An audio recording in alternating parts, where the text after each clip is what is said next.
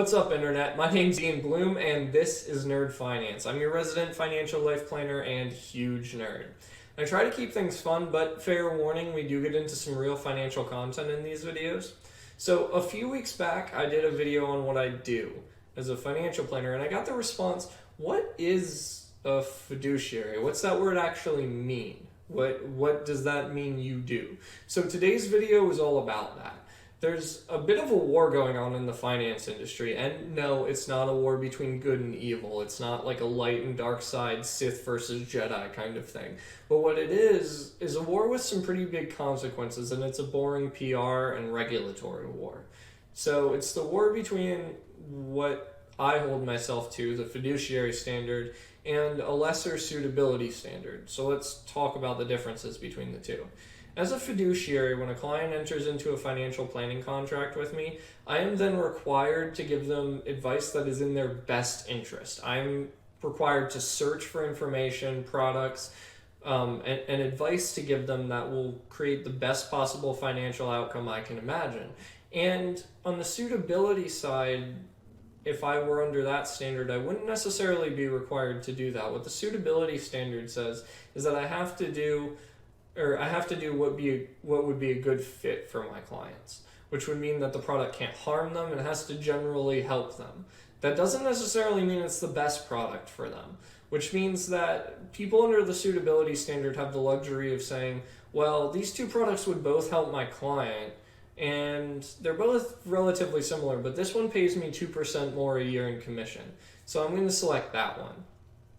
In the fiduciary standard, on the other side of the fence, if I had the comparisons between those two products, first of all, as a fee-only fiduciary, I wouldn't get paid the commission anyway. But second of all, I would have to look into the two products in detail to determine which one, even if it was a small, tiny difference, technically was better for my client. Because that's what my duty is when I evaluate these products. So it's not like the people operating under the suitability standard are criminally harming their clients or doing something terrible.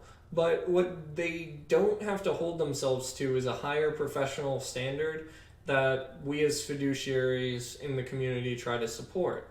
So that's the real difference. As a fee-only fiduciary, the only thing that matters to me is helping my clients, no matter what. And if that means that I have to go out of my way to do some boring research in order to make your goals and dreams come true and find the solution for the problem, I absolutely will.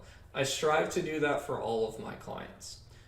So while this is some pretty boring content, it actually has some pretty big implications for the financial industry at large. There are currently a lot of regulations being sifted through.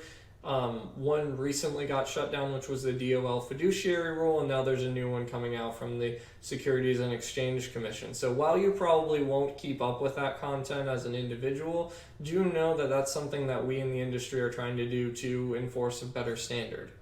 That's all for today. If you want to see more videos, find me on social media, like, comment, and subscribe on YouTube, all the things that everybody who makes video content says.